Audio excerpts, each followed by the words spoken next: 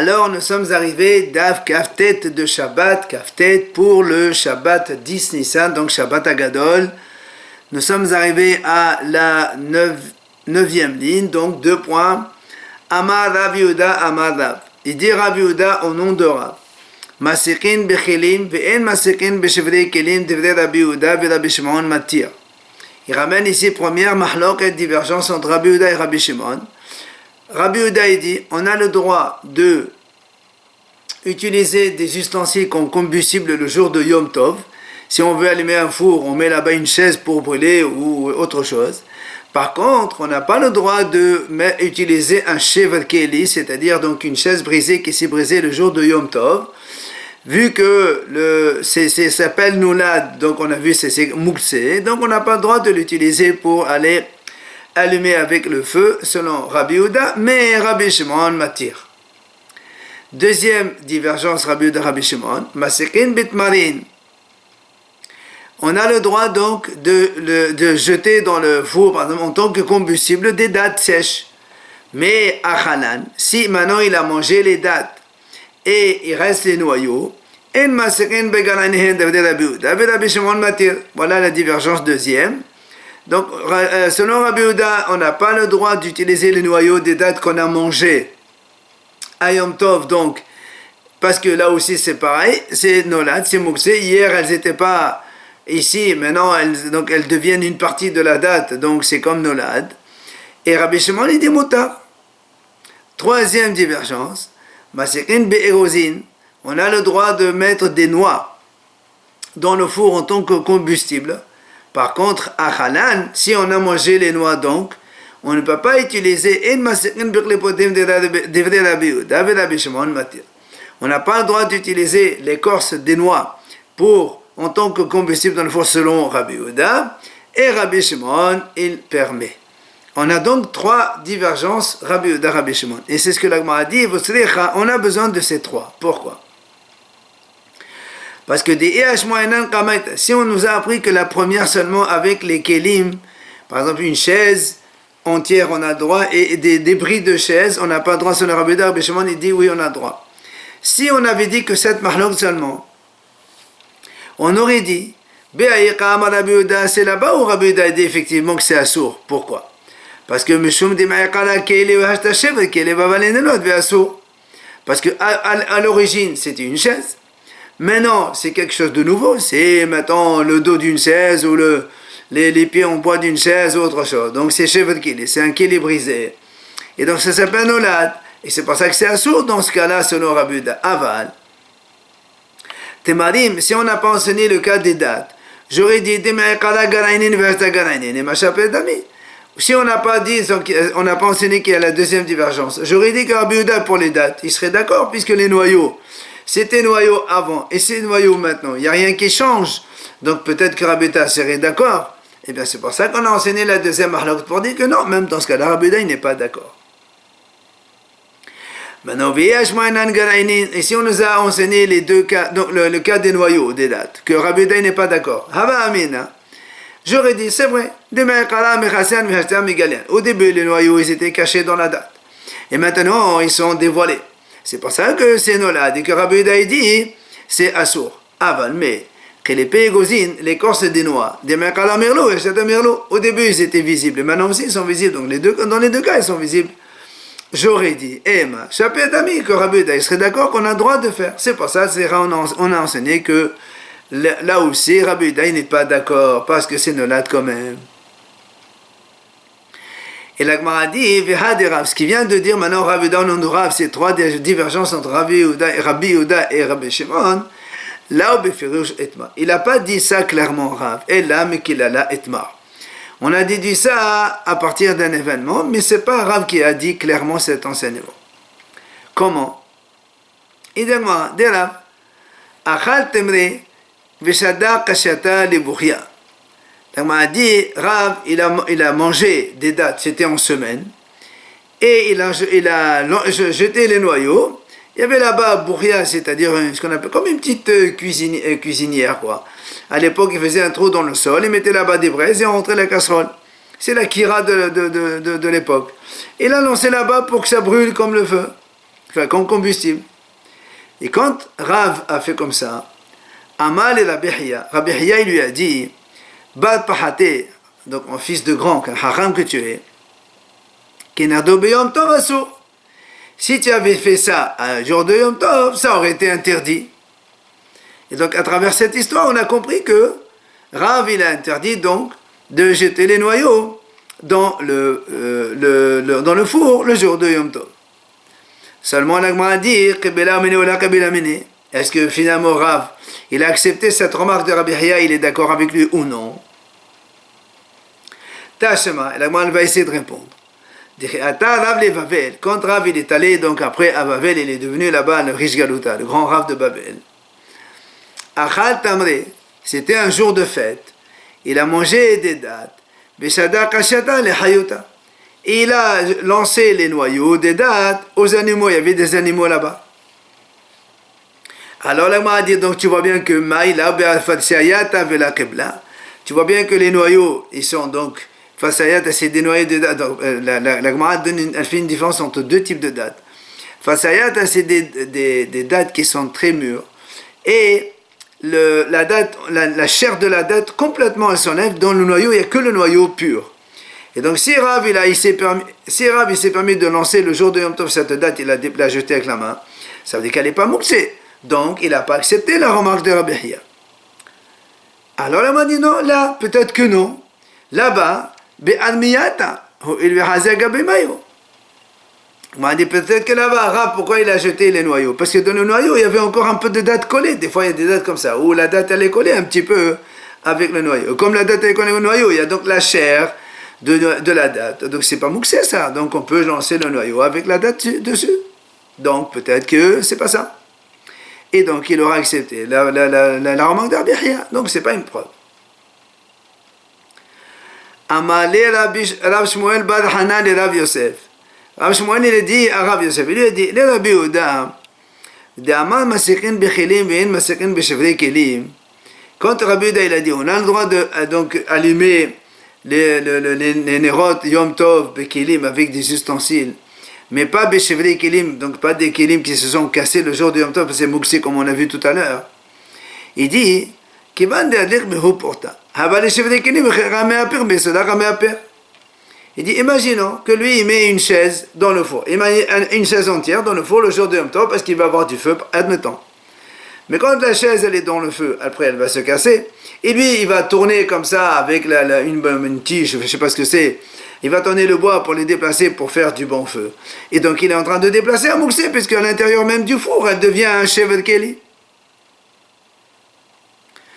Alors, il lui répond, il lui a dit, c'est vrai, mais des Avad Keda maintenant. Et lui, tu sais comment il fait? Il fait comme Ramatna. Qu'est-ce qu'il a dit Ramatna?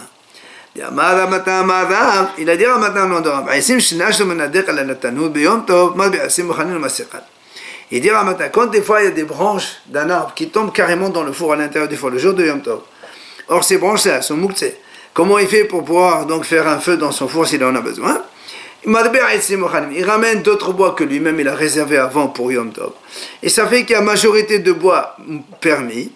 Donc ça annule la minorité de bois interdits. Au Masera, donc là aussi, Rav il fait la même chose. Selon Rabbi Yehuda, quand il met une chaise, il rajoute d'autres bois. Et après, même si la chaise elle se casse, elle s'annule dans la majorité des autres bois cachers. Vient maintenant Rav Amnuna. On revient à la mahlok de Rabbi Eliezer et Rabbi Akiva quand on a dit dans la Mishnah que si on a pris un tissu de 3 sur 3 et on a roulé, que Rabbi Eliezer dit c'est tamé et on ne peut pas allumer avec les nérotes Shabbat, et Rabbi Akiva dit oui on a le droit, et donc elle est tahor et on peut allumer. Rav Amnuna il donne une autre explication, quel est donc l'objet de leur discussion. Rav Amnuna, ici on parle, c'est-à-dire il s'agit d'un tissu qui est moins que 3 tfahim sur 3 tfahim, moins que 30 cm sur 30 cm. Donc c'est sûr celui-là, puisque il est moins que 3 tfahim,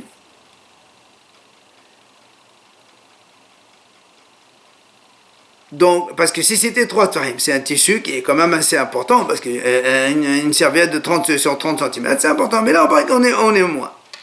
Et alors, il dit, on me coule les matlaniot chalouka. Il dit, en fait, on parle ici des choses légères à propos des torchons, on va appeler ça des torchons. Et il nous explique maintenant la raison de Rabbi Eliezer de Rabbi Akiva. Et la Gemara dit, chacun il va selon ses raisons. Justement, il ramène ici la Mishnah dans Ahalot, dans Kilim, pardon, dans Kilim. La Mishnah dit,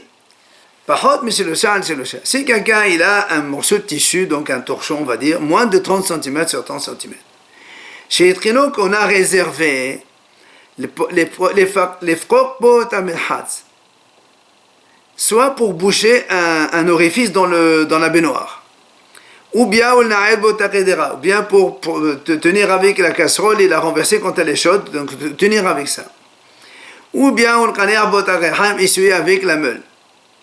La Mishnah dit ben menamochan ou ben she'en menamochan, qu'il soit mouchan ou pas mouchan. On va expliquer ce que c'est ce mouchan ou pas, c'est-à-dire réservé ou pas réservé.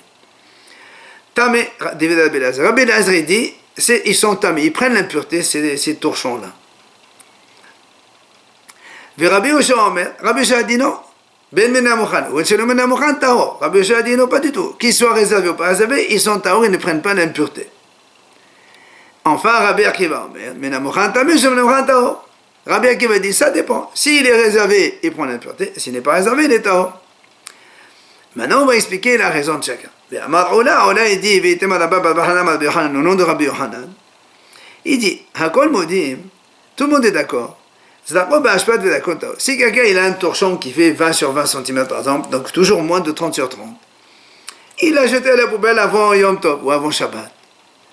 Donc c'est sûr que là, le fait de l'avoir jeté, donc il a un petit peu enlevé de son usage habituel de torchon. Donc il n'a plus statut d'habit, de vêtements. Et donc Tahor, il ne prend pas l'impureté. Maintenant, deuxième cas, là aussi, si maintenant l'individu à la maison, il a pris ce torchon-là, il l'a plié, il l'a mis dans un tiroir bien propre, alors là aussi, selon tout le monde, ça prend l'impureté, puisque s'il a mis là-bas, c'est qu'il en a besoin, il lui donne de l'importance, c'est donc un vrai habit. Alors, c'est quoi la malheur des trois hachamim, Rabbi Eliezer, Rabbi Akiva, Rabbi Yoshua? Et là, c'était là. C'est quand il a pris ce torchon, il a suspendu un petit piquet sur le mur, ou il a suspendu, par exemple, derrière la porte sur la poignée. Et c'est là où il y a mahloket. Alors, on explique c'est quoi la mahloket. Rabbi Eliezer, ça va. Rabbi Eliezer, il dit, mais de l'ozaro b'ashper, comme il n'a pas lancé à la poubelle, donc, parce que pour Rabbi Eliezer, seulement quand on lance à la poubelle, il n'a plus statut de vêtement, il est tahor. Mais, quand il n'a pas lancé à la poubelle, qu'il est mis dans un tiroir caché, ou qu'il est suspendu à la poignée de la porte, ou donc sur un mur, sur un piquet, d'arte est lavé. Donc, pour lui, c'est bon, et donc, il prend l'impureté. Alors, on m'a dit, dans ces cas-là, pourquoi tu dis, il n'est pas menamochan? Si tu penses que seulement quand on a jeté à la poubelle, il est menamochan. Et c'est vrai. Par rapport à la poubelle, il n'est pas menamochan. Mais ça, là, parce que seulement quand on le met dans un tiroir, là, on a réservé vraiment. Mais là, quand on l'a suspendu, c'est pas tout à fait réservé. Mais malgré tout, il dit Rabbi Eliezer, c'est tamé. Vers Rabbi Yoshua, maintenant, la vie de Rabbi Yoshua. Ça va me donner comme ça, lui, Rabbi Yoshua, il fait le contraire. Il dit, comme il n'a pas mis dans le tiroir, donc, c'est sûr qu'il n'a pas voulu l'utiliser en tant que tel, comme vêtement hachouv important. Et donc, il est tahor dans tous les cas. Ah, là, il m'a dit, pourquoi tu dis mouchan? S'il est tahor, c'est qu'il n'est pas réservé. Il dit, non, dégapéage pas mouchan. Par rapport à la poubelle, où on a dit que quand on le jette à la poubelle, il est bien sûr donc tahor. Là, il ne s'appelle pas l'eau mouchan, il s'appelle mouchan, mais malgré tout, il est tahor. Maintenant, Rabbi Akiva. Rabbi Akiva, il te dit, quand il a suspendu sur un piquet dans le mur, ça va avec Rabbi Eliezer. Comme Rabbi Eliezer, donc il est tamé. Par contre, quand il a posé sur la poignée de la porte derrière, ça va, avec Rabbi Yoshua. Il pense que chacun est tahor. Et la Gemara conclut, en vérité, Rabbi Akiva, il est revenu, il s'est ravisé, donc il a rejoint Rabbi Yoshua, comme quoi, le morceau de tissu, donc de moins de 30 sur 30, qu'il soit mouchan ou pas mouchan, selon Rabbi Yoshua, il a dit tahor, Rabbi Akiva aussi il dit tahor. Et l'agma a dit, où tu as appris ça, où tu as vu ça, hein?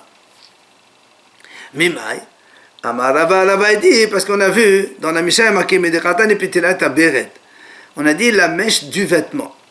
Alors l'agma a dit, pourquoi quand il dit la mèche du vêtement? L'itne, Ptilat Shelbeg, t'as qu'à dire un vêtement, on a pris un tissu, on a fait une mèche avec. Pourquoi tu dis Ptilat Beret, la mèche d'un vêtement? Ça veut dire, ça veut dire qu'elle est venue d'un vêtement et elle est encore statue du vêtement. C'est pour ça que Rabbi Akiva il a dit quand même tahor. Et donc, tu vois bien que quand c'est un vêtement hachouv, c'est Rasul Rabbi Akiva, il est tahor. Donc il est revenu, il a dit comme Rabbi Yeshua qu'il est tahor. Maintenant, une nouvelle Mishnah. לא יקוב אדם שפופד של בשר ממלאן השם נותננה על פי הנד בשביל שתהי מנפטפת או אפילו של חרס ורבי יהודה מתיר. Alors la Mishnah dit, un homme n'a pas le droit de prendre une coquille d'œuf, il met un trou là-bas, il remplit de l'huile, et il met la coquille au-dessus d'une veilleuse pour que l'huile il dégoûte doucement et que ça permet de allumer plus longtemps le jour du Shabbat, le soir donc. Et même si la coquille elle est Heres en argile, que normalement là-bas c'est un petit peu c'est un peu sale et que normalement on vient pas. Enfin, quelle est la raison pourquoi il a dit, la Mishnah dit justement que c'est assourd? Parce que si tu mets une coquille avec de l'huile qui va égoutter sur la veilleuse pour que ça s'allume, on craint que le monsieur il viendrait prendre un petit peu de l'huile d'ici. Or l'huile qui a été réservée par l'image, si tu en prends, c'est comme si tu as éteint la lumière. Alors il dit, même si la coquille elle est en Heres, par exemple une petite bassine, donc une petite coupelle en argile, même ça, on n'a pas le droit de la laisser comme ça, parce qu'on craint aussi que le monsieur il viendrait utiliser l'huile qu'il y a là-dessus. Et Rabbi Yehuda matir. Rabbi Yehuda lui dit non, c'est moutar, on ne craint pas. Ah ben, mais si maintenant le fabricant, quand il a fabriqué la veilleuse, il a fabriqué en même temps quelque chose, une petite coupelle collée à lui, ça fait que c'est un seul ustensile. Là, tout le monde est d'accord qu'on a le droit de le faire parce que ça devient un seul kéli. Et les haramim ne disent pas peut-être qu'il va prendre de l'huile de là-bas. On ne prend pas l'huile de la veilleuse, c'est pas possible. Deuxième cas de la Mishnah. La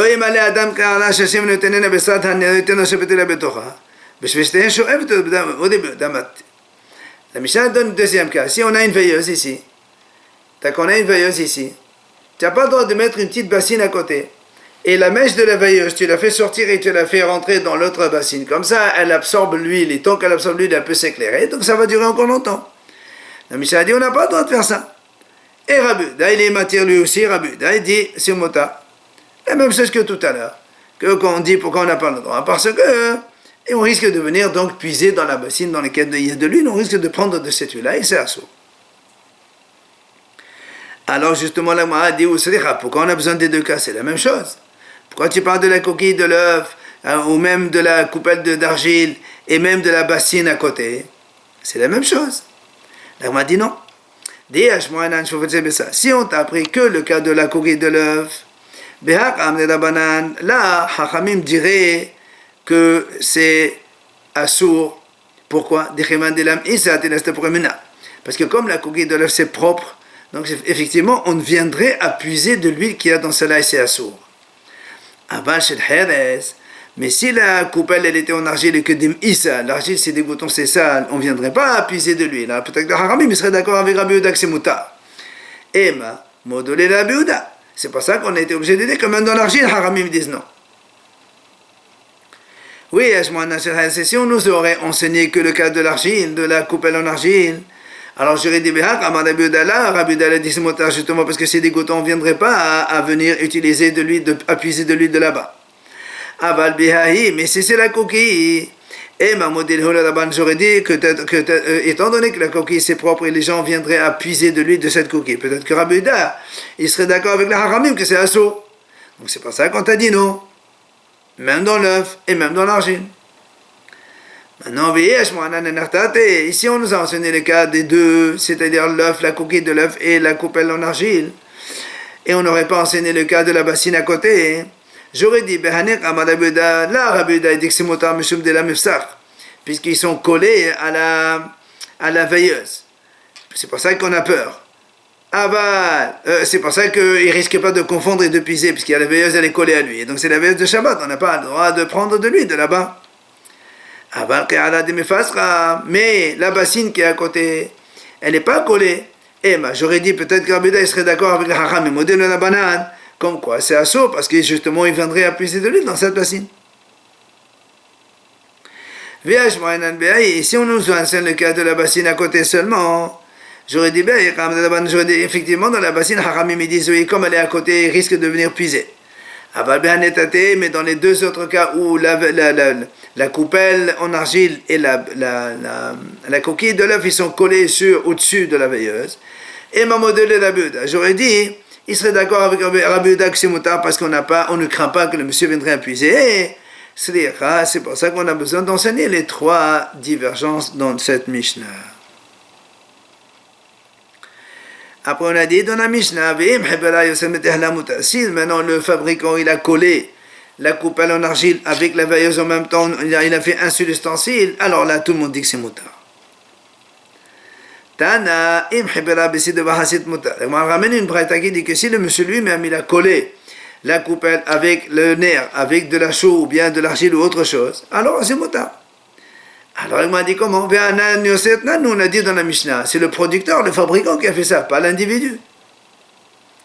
Alors il dit non, il répond quand on dit le producteur, c'est pas forcément le fabricant lui-même. Même un monsieur il peut le faire, mais il le fait de façon assez solide, comme le fabricant lui-même. Et là effectivement c'est moutard.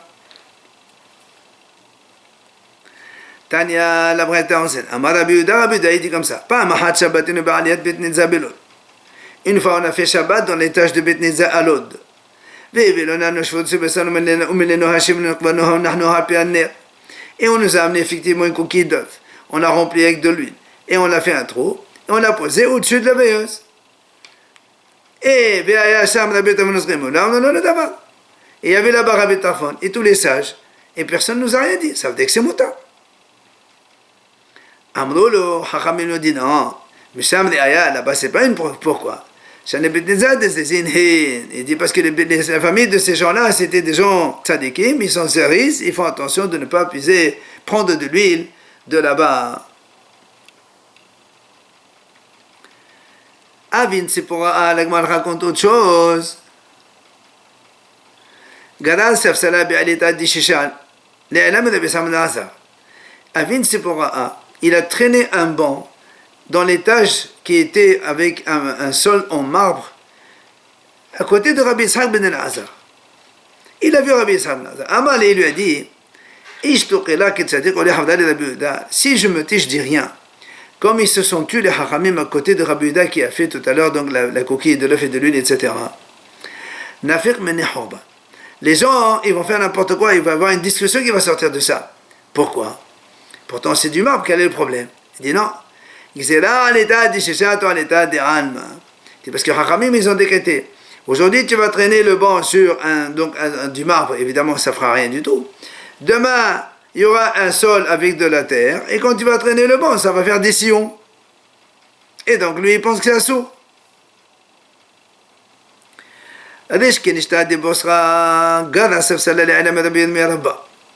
Donc la Gemara raconte que le président de l'assemblée de Bosra, il a traîné un banc, donc à côté de Rabbi Ramia Rabba.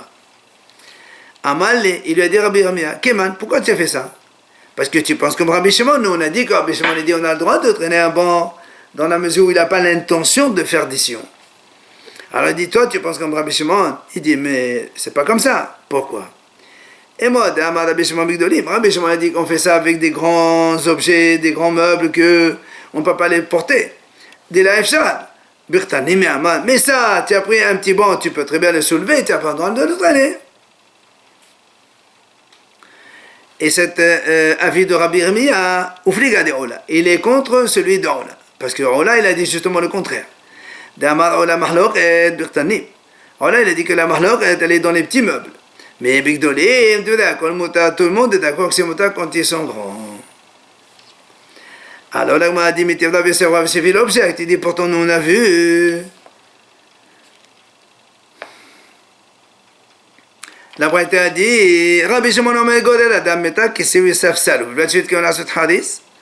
La Gemara dit comme ça. Rabbi Shimon dit, on a le droit de traîner un lit, une chaise, un banc, à condition qu'on n'ait pas l'intention de faire un sillon. Et donc tu vois bien ici, on a parlé d'un lit et on a parlé d'une chaise. Le lit, c'est kratan et gdolim, c'est des grands meubles. Et les chaises, c'est petit kratanim. Mais donc tous les deux, Rabbi Shimon dit la même chose. Et donc Rabbi Uda, il n'est pas d'accord. Pardon, les hachamim. Alors, caché à l'état de Bayou, tu vois bien que c'est une question contre aussi bien Ola que Rebbe. Alors, on a dit Ola, mais t'as laissé ta armée, là-bas, mais t'as laissé ta armée. Tous les deux, ils vont répondre chacun. Alors, il répond. Ola, mais t'as laissé ta armée. Ola qui a dit Mahloket dans les petits, mais dans les grands, ils sont d'accord. Mais t'as de dit que c'est. Il te dit ici, ce lit-là, c'était un petit lit comme une chaise. C'est pour ça qu'il y a Mahloket. Rabbi Yermia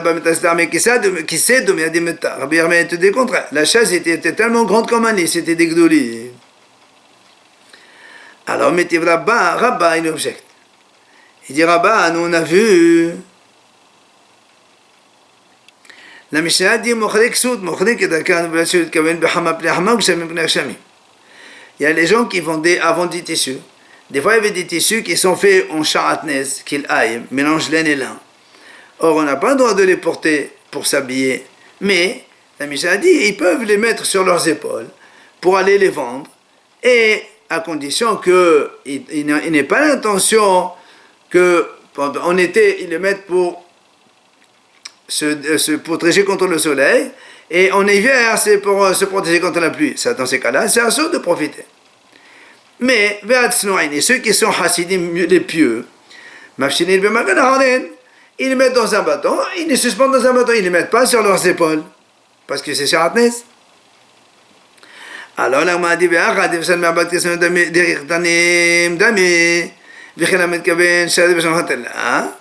on m'a dit, voilà, pourtant ici, tout le monde peut faire comme ça. Ça veut dire, c'est comme, quand on a dit tout à l'heure, le mahlok, c'est dans les grands, mais dans les petits, comme tu peux le porter, alors là aussi, tout le monde peut faire comme les petits meubles, au lieu de les traîner et faire ainsi, tu les mets sur tes épaules. Là aussi, au lieu de les mettre à même l'épaule et avoir les charatnais sur soi-même, on peut très bien les accrocher à une barre enfin, une bûche de bois, une branche d'arbre par exemple, et la mettre cabine. Donc Rabbi Shimon dit, c'est motard. Alors, la m'a dit, donc c'est une objection contre Rabbi Yermia, parce que lui, il a dit, quand on peut les soulever, Rabbi Shimon, il n'a pas dit qu'on a le droit de les traîner. Et pourtant, là, Rabbi Shimon, il dit toujours, on a le droit. Alors, on m'a dit, effectivement, c'est une objection. Maintenant, nouvelle Mishnah. La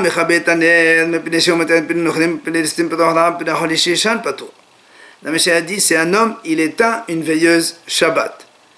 Soit parce qu'il a peur des goyim. Il dit que les Perses, ils avaient un jour dans l'année, ils ne laissent aucun allumé des nérotes chez lui. Donc si lui, il allume si ça vient vendredi soir, il allume les nérotes, il a peur que les goyim vont venir le tuer, alors il éteint vite la lumière. Shabbat. Ou bien il craint que des brigands ils rentrent chez lui. Ou bien quelqu'un il s'est pris d'un mauvais esprit. Ou bien ou bien parce qu'il y a un malade qui dort. Alors on a dit que celui qui était un Shabbat, il est pas tour. Par contre, si quelqu'un il a peur de sa veilleuse, peut-être elle va s'abîmer. Ou bien il éteint la lumière pour préserver un peu d'huile.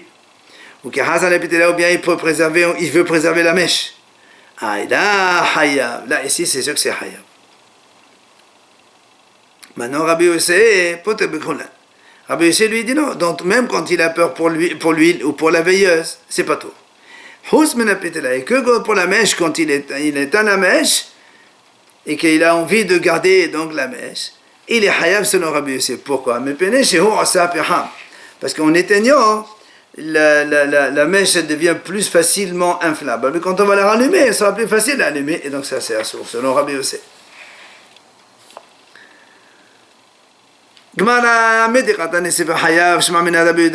la Gemara dit comme ça, puisque dans la Mishnah on a dit que celui qui éteint une veilleuse Shabbat pour les raisons qu'on a évoquées, c'est Hayab.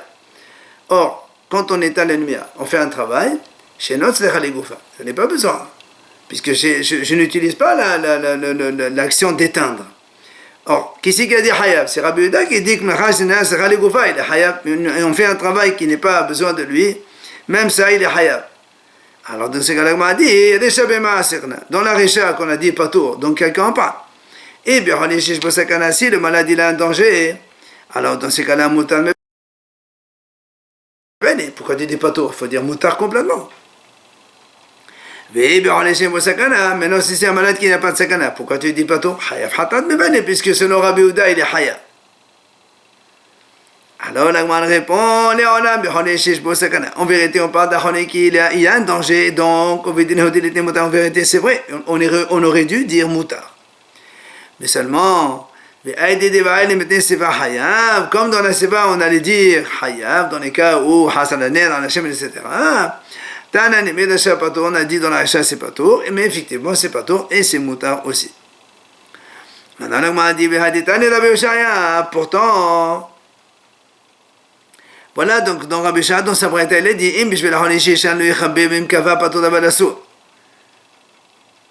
alors il dit, voilà Rabbi Shah, il a dit, dans sa braïta c'est marqué, si c'est pour le malade, il n'a pas le droit d'éteindre. Ici il a éteint, Patou d'Abalassou. Alors voilà, si tu dis que nous, Patou ça veut dire Moutar, voilà Rabbi Shah a dit Patou d'Abalassou. Alors il dit non, là-bas on parle d'un malade qui n'est pas en danger. Et là-bas, Rabbi Shimon, c'est Rabbi Shimon qui est dans le temps, parce que Rabbi Shimon, effectivement, il dit que comme là-bas, Patou, Abalassou.